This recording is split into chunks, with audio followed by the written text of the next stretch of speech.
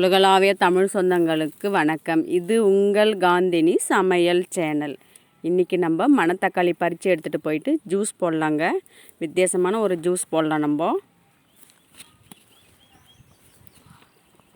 மணத்தக்காளி நல்லா கழுவி எடுத்துகிட்டு வந்துட்டேன் பாருங்கள். இந்த காம்பெல்லாம் எடுத்துட்டேன், கழுவி நல்லா சுத்தம் பண்ணி எடுத்து வச்சுட்டேன்.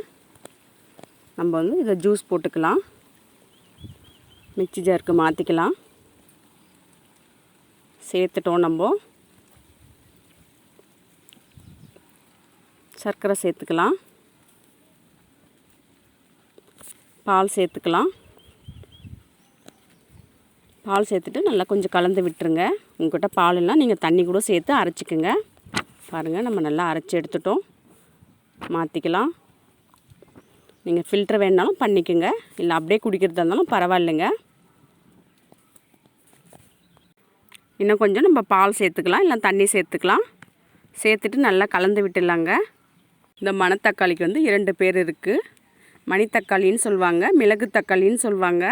மணத்தக்காளியில் நிறைய சத்துக்கள் இருக்குது. நீர் சத்துக்கள், புரத சத்துக்கள், பாஸ்பரஸ் சத்துக்கள், தாது உப்புக்கள், இதய நோய், நுரையீரல், கல்லீரல், மண்ணீரல் எல்லாம் இது குணமாகுங்க. இந்த பழத்தில் வயிற்றுப்புண், குடல் புண், வாய்ப்புண் இதெல்லாம் இந்த பழத்தில் ஜூஸ் போட்டு சாப்பிட்டா குணமாகும். நம்ம எங்கேயாச்சும் போகிறப்போ செடியை பார்த்தாவே பழம் பறித்து சாப்பிடுவோம். அந்த மாதிரி இதை ஜூஸ் போட்டு குடிச்சு பாருங்கள். நீங்கள் மணத்தக்காளி கீரை கூட நீங்கள் சமைச்சு சாப்பிட்லாம். அந்த வேர் கூட கஷாயம் மாரி வச்சு சாப்பிட்லாம். உங்களுக்கு எப்படி விருப்பமோ அந்த மாரி செஞ்சு சாப்பிடுங்க. பழம் எங்கன்னா கிடைச்சாலும் இந்த மாதிரி ஜூஸ் போட முடியலனா கூட அதை பறித்து நீங்கள் சாப்பிட்டு பாருங்கள். மணத்தக்காளி செடியை பார்த்தா அலட்சியமாக இருந்துக்காதீங்க. இந்த செடியில் நிறைய சத்துக்கள்லாம் இருக்குது. இந்த மாதிரி சாப்பிட்டு வந்தீங்களா நோய் எதிர்ப்பு சக்தி அதிகரிக்கும். குழந்தைங்களுக்குலாம் நிறைய இந்த மாதிரி பழம் கிடைச்சாலே போதும். ஜூஸோ இல்லை ஏதோ ஒன்று பண்ணி கொடுங்க.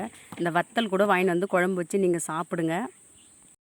நீங்களும் இயற்கையாக கிடைக்கிற பழத்தை வச்சு இந்த மாதிரி ஜூஸ் போட்டு சாப்பிட்டு பாருங்கள். நம்மளும் ஹெல்த்தியாக இருக்கலாம்.